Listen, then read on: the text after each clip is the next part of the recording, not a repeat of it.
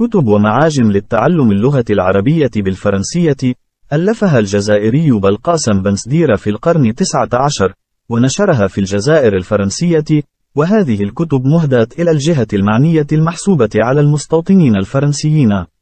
تتضمن هذه الكتب جمل ونصوص ومفردات باللغة العربية المستعملة في الجزائر، كما سيتضح ذلك فيما بعد. لدينا كتاب تطبيقي للغة العربية الصادر عام 1879 في مدينة الجزائر، ونجد في الصفحة 207 شرح كلمات فرنسية للدول والمدن ومعانيها باللغة العربية، مثلا كلمة مغوك تعني المغرب، ومغوكان تعني مغربي. هنا يشرح الاسم المنسوب باستعمال أصل وانتماء الفرد للمدينة أو الدولة كما هو مذكور في النص، مثلا مغربي منسوب إلى دولة المغرب، جزائري منسوب إلى مدينة الجزائر، فرنسي منسوب إلى دولة فرنسا.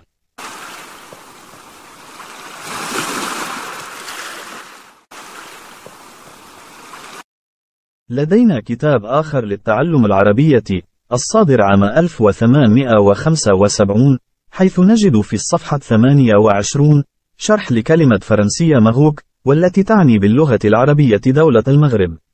وعند النظر في الصفحة نفسها نجد كلمات باللهجة العربية الجزائرية. كما ألف الجزائري بن سديرة معاجم للتعلم اللغة العربية. لدينا هذا المعجم العربي الفرنسي يستعمل فيه اللهجة الجزائرية، يشرح فيه معنى كلمة المغرب، حيث أدرج 3 معاني بالفرنسية: الغرب والغروب ودولة المغرب أي بالفرنسية مغوك. ومعجم آخر فرنسي عربي لنفس المؤلف يشرح فيه كلمة فرنسية مغوك، حيث أدرج معنيان: المعنى الأول يشير إلى المدينة أي مراكش، أما المعنى الثاني لمغوك فهو يشير إلى الدولة أي المغرب بالعربية.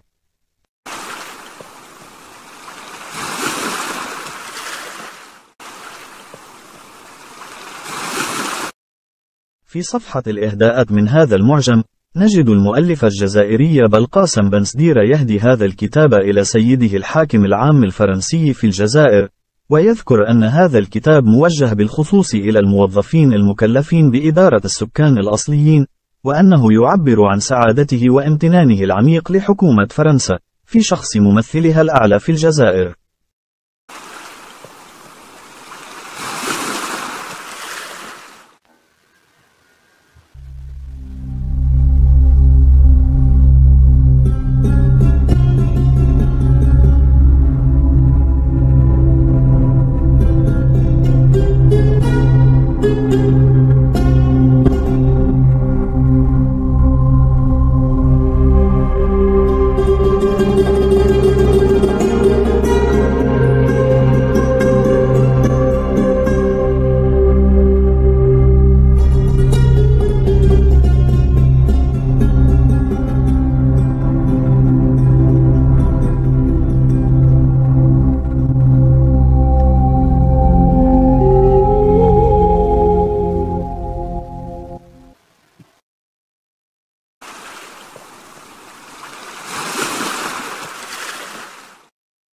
حنا شعب بدون دستور، ما عندناش كواغت في التاريخ، هايمين، نو سوم دي كلونديستان دو ليستوار، نو سوم دي ريسكيور دو ليستوار. زاد بلا كواغت كما الهجره غير شرعيه، حنا عباره على هجره غير شرعيه في التاريخ، زاد من هكذاك. نعم. المغرب الدوله المروك دولة تأسست منذ قريب 7-8 قرون، وهي نفس الحكام، نفس النظام، سميه دوك انت الملكيه، سميه المخزن، سميه يعني اماره كما تحب، لكن دوله مستقره مستمره منذ 7، ماشي ما تبدل فيها.